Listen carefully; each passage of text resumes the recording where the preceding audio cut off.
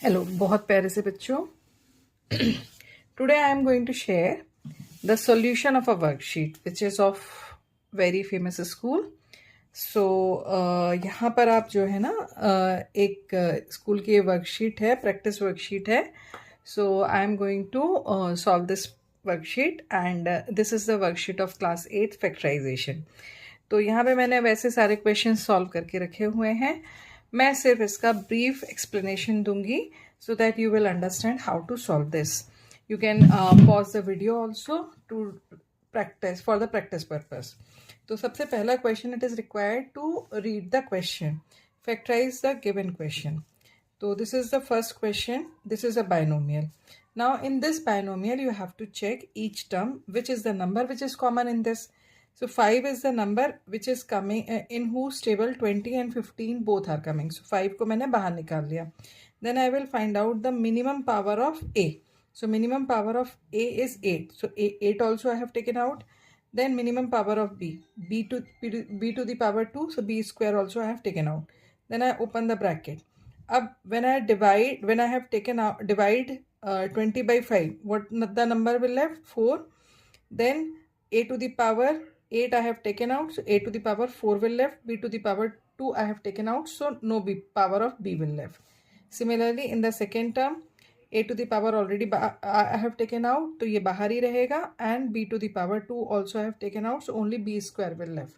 तो पहला फैक्टर हो गया इसका 5A to the power 8 B square, and second factor हो गया ये binomial 4A to the power 4 minus 3B square.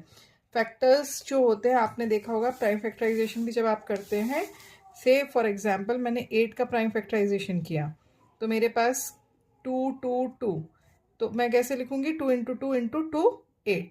Similarly इसका फैक्टराइजेशन किया तो दोनों ही टर्म्स आप प्रोडक्ट के फॉर्म में लिखेंगे. तो this is the way you factorize. Similarly in this is a trinomial. In these three terms सबसे मिनिमम पावर x की और मिनिमम पावर y की हम चेक करेंगे. तो मिनिमम पावर x की x स्क्वायर है, y की मिनिमम पावर y स्क्वायर है. तो from this I have taken out x square y square. क्या बस बचेगा यहाँ पर x स्क्वायर फर्स्ट टर्म में, सेकेंड टर्म में y स्क्वायर बचेगा, एंड थर्ड टर्म में x square and y square बचेगा. वो मैंने यहाँ पे लिख दिया. These two are the factors. Similarly in the third one 16m minus 4m square, दोनों में 4 आपका कॉमन है प्लस m कॉमन है, तो 4m आपने कॉमन ले लिया. यहाँ पे क्या बचेगा ओनली 4, और यहाँ पर बचेगा ओनली m. 4 माइनस m, तो एक मोनोमियल एक बाइनोमियल, ये इसके फैक्टर्स हैं. अब यहाँ पर 4 टर्म्स हैं. जब 4 टर्म्स हैं तो I will make the pair of 2 terms. From each pair I will taken out the common. तो n-7 में कुछ कॉमन नहीं है, कुछ कॉमन नहीं है मतलब 1 कॉमन है, तो 1 कॉमन लिया, n-7 आया. इन दोनों में क्या कॉमन है? इन दोनों में l और m कॉमन है. l m मैंने कॉमन ले लिया. फर्स्ट टर्म में क्या बचेगा 7, फिर सेकेंड में क्या बचेगा n, तो 7 माइनस n. नाउ मैंने प्लस l m कॉमन लिया था, यहाँ पर n-7 है, यहाँ पर 7 माइनस n है. इसका मतलब मुझे यहाँ पर माइनस साइन जो है वो बाहर निकालना पड़ेगा. मैंने सेकेंड स्टेप में माइनस साइन बाहर निकाला, तो इस वाले ब्रैकेट में भी फिर क्या हो जाएगा, इसका जो माइनस साइन है ये पॉजिटिव हो जाएगा और ये जो पॉजिटिव है वो नेगेटिव हो जाएगा. तो यहाँ पे भी n-7 ही कॉमन हो गया सेकेंड टर्म में. अब इन दोनों टर्म्स में n-7 कॉमन है. मैंने n-7 को कॉमन निकाला, ब्रैकेट में क्या बचेगा 1 माइनस lm. तो इस तरीके से इसको सॉल्व कर लिया. Now come to the next one. तो यहाँ पर ये आपका सबसे पहले आप इसको एक्सपेंड करिए. आपने इसको एक्सपेंड किया तो टोटल आपके पास 6 टर्म्स आ गए. 6 टर्म्स आए तो अब आप 2 2 का पेयर बना लीजिए. मैंने जैसे इन दोनों का पेयर बनाया, इन दोनों का पेयर बनाया. इन दोनों में a स्क्वायर x कॉमन है, a स्क्वायर x निकाला बाहर मैंने, ब्रैकेट में बचेगा a+1. यहाँ पर ay कॉमन है, माइनस ay बाहर निकाला, a+1. सिमिलरली यहाँ पे माइनस z कॉमन है, a+1. a+1 तीनों ही टर्म्स में कॉमन है, तो पहला आपका बाइनोमियल होगा और दूसरा आपका ट्राइनोमियल होगा, जो कि इस पूरे का फैक्टराइजेशन होगा. a+1 मैंने बाहर निकाला तो क्या बचेगा a square minus ay minus z. तो ये सेकेंड ब्रैकेट में आएगा. उसके बाद नेक्स्ट आता है, this is somewhere important part. ठीक है, तो 3 दोनों में से बाहर निकाला, x to the power 4 minus 81. 81 को हम 3 टू द पावर 4 भी लिख सकते हैं। अब 3 टू द पावर 4 है तो x टू द पावर 4 है तो इसको x square to the power square लिख सकते हैं, इसको भी 3 to the power 2 to the power 2 लिख सकते हैं। ठीक है, अब इसमें हम क्या आइडेंटिटी लगाएंगे, A square minus B square की आइडेंटिटी। तो a plus B into A minus B, right. तो यहाँ पे पहला बनेगा एक्स स्क्वायर माइनस 3 स्क्वायर। अब मैंने एक्स स्क्वायर क्यों लिया है, क्योंकि a की वैल्यू यहाँ पे ए एक्स स्क्वायर है, राइट। तो मैंने इसीलिए यहाँ पर ए स्क्वायर लिया हुआ है, क्लियर। फिर इसके बाद x square plus y square, a square plus b square. अब इसके बाद फिर से इसको एक्सटेंड कर सकते हैं, तो ये आ जाएगा x plus 3 into x minus 3 into x square plus 3 square. अब ये आपका x to the power 16 minus y to the power 16 same process में चलेंगे। हालांकि ये क्वेश्चन जो है क्लास 8 के हिसाब से नहीं है, this is of class 9th question. I don't know why it is there in the worksheet, although I have given the solution कि पहले आप x टू द पावर 8 फिर उसको स्क्वायर लिख के इसको इसी तरीके से एक्सपेंड करते हुए जाएंगे तो इतना बड़ा सॉल्यूशन आएगा। आप हर एक स्टेप को चेक करिए, कहीं कोई दिक्कत आती है तो आप मुझसे पूछ सकते हैं कमेंट सेक्शन में कमेंट डालकर। लेकिन इस क्वेश्चन का इस वर्कशीट में होना मेरे हिसाब से सही नहीं है, this is not up to the level of the class. अब इसके बाद हम नेक्स्ट उसमें आते हैं, यहाँ पर ये क्वेश्चन है। अब इसमें देखिए आप, इस इन दोनों ही पार्ट्स में 3 भी कॉमन है, a भी कॉमन है और b स्क्वायर भी कॉमन है। सबसे पहले आपने कॉमन ले लिया, ब्रैकेट में जो बचेगा 25 a square minus 36 b square. 25 5 का स्क्वायर है तो इस पूरे को मैं लिख सकती हूँ 5a होल स्क्वायर, इस पूरे को मैं लिख सकती हूँ 6b होल स्क्वायर। फिर उसके बाद a minus b a plus b, वही सेम आपने यहाँ पे फॉर्मूला लगा दिया, आइडेंटिटी लगा दी, a square minus B square equals to a plus B into A minus b. I hope ये समझ में आ गया होगा। अब ये वाला क्वेश्चन आ जाइए, तो यहाँ पर ये जो है आपका ये आइडेंटिटी बन जाएगी, a square to the power square minus 6a square b square plus 3b square whole square minus 9 square.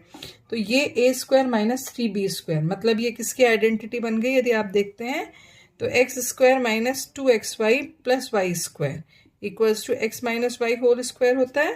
तो ये वाली आइडेंटिटी बन गई जो हमने यहाँ पे अप्लाई की है। तो सबसे पहले आप इसको इस तरीके से लिखेंगे, फिर ये बन जाएगा आपका a square minus B square equals to a plus B into A minus b. तो यहाँ पर फिर से हमने वही आइडेंटिटी लगा दी, ये हो गया। अब इस क्वेश्चन में देखिए, इसमें हम आइडेंटिटी ए प्लस बी होल स्क्वायर ए माइनस बी होल स्क्वायर नहीं लगा सकते। अब ये आपको कैसे पता चलेगा, इसके लिए आप जो ये थर्ड टर्म होता है ना, इसको चेक किया करिए। यदि ये थर्ड टर्म आपका किसी भी नंबर का स्क्वायर नहीं है तो आपको मिड टर्म स्प्लिटिंग ट्राई करनी है, और यदि ये है किसी का स्क्वायर तब आप जो है ना आइडेंटिटी अप्लाई करिएगा। तो यहाँ पर आपका जो ए सी एक्स स्क्वायर है वो आ रहा है आपका 15x स्क्वायर, तो मतलब आप मिड टर्म को 5x प्लस 3x लिखेंगे, यहाँ पे प्लस है मतलब एडिशन होगा। तो यहाँ पे आपने मिड टर्म को स्प्लिट किया 5x प्लस 3x में, इन दोनों में कॉमन x है तो x प्लस 5, इन दोनों में कॉमन 3 है, फिर x plus 3 plus into x plus 5, इस तरीके से फैक्टराइज हो गया। उसके बाद सेकेंड क्वेश्चन है, factorize the expression and divide them as directed. तो ये पहला क्वेश्चन है। सबसे पहले आप इसको लिखिए किस फॉर्मेट में, फ्रैक्शन फॉर्मेट में। अब trinomial is divided by monomial, तो ट्राइनोमियल और मोनोमियल डिवाइड है, एक एक टर्म को आप स्प्लिट कर दीजिए। तो मैंने स्प्लिट कर दिया मोनोमियल के साथ हर एक टर्म को ट्राइनोमियल के न्यूमरेटर में, फिर उसके बाद मैंने इसको डिवाइड किया, this is the answer which is coming. अब इसके बाद आप सेकेंड क्वेश्चन में आ जाइए। तो सेकेंड क्वेश्चन भी सेम ही है, तो आप खुद भी कर सकते हैं इस क्वेश्चन को, तो इसलिए मैंने इसको छोड़ दिया है।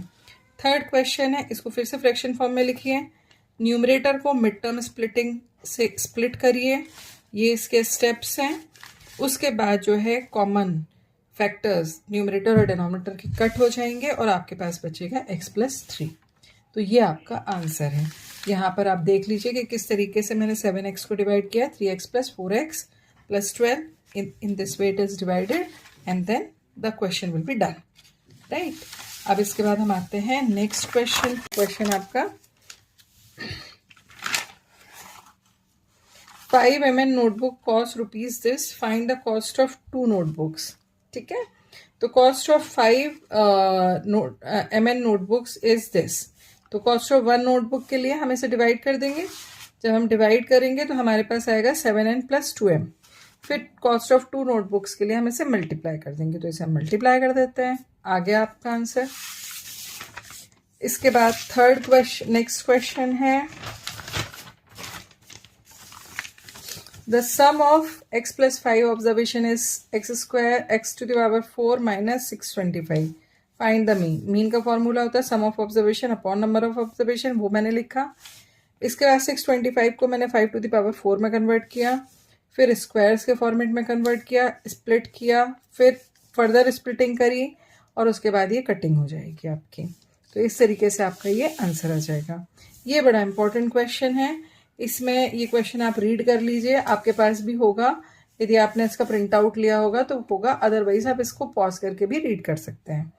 तो यहाँ पर सबसे पहले आप इसको फैक्टराइज करेंगे. अब ये 24 जो है किसी का स्क्वायर नहीं है, तो मिड टर्म स्प्लिटिंग से इसको आप फैक्टराइज करेंगे. आफ्टर स्प्लिटिंग x - 6 x - 4 आया. अब दे आर आस्किंग कि find out the possible values of students. तो पॉसिबल वैल्यू ऑफ स्टूडेंट्स में x - 6 = 0. तो इसको मैंने सॉल्व किया, x = 6 आया. दूसरा फैक्टर क्या था, x - 4, इसको भी मैंने 0 के इक्वल रखा, तो x की वैल्यू आई 4. तो x की possible value, number of students जो है पॉसिबली या तो 4 हो सकते हैं या फिर 6 हो सकते हैं. हालांकि ये क्वेश्चन भी आपका क्लास 8 के लेवल का नहीं है, but it is there in worksheet, so I have solved it. But I don't know कि मतलब लेवल का क्यों ध्यान नहीं रखा जाता है जब क्वेश्चन पेपर्स बनाए जाते हैं. तो but whatever is there we have to solve it. तो आई गेस मेरा सॉल्यूशन आपको समझ में आ गया होगा. कोई डाउट होता है आपको तो you can ask, you can post the comment, I will try to reply you. तो यदि आपको लगे कि आप मेरा चैनल और मेरी हेल्प आपको लिए यूज़फुल है, तो just press the like button, share it with your friends, and don't forget to subscribe. Bye.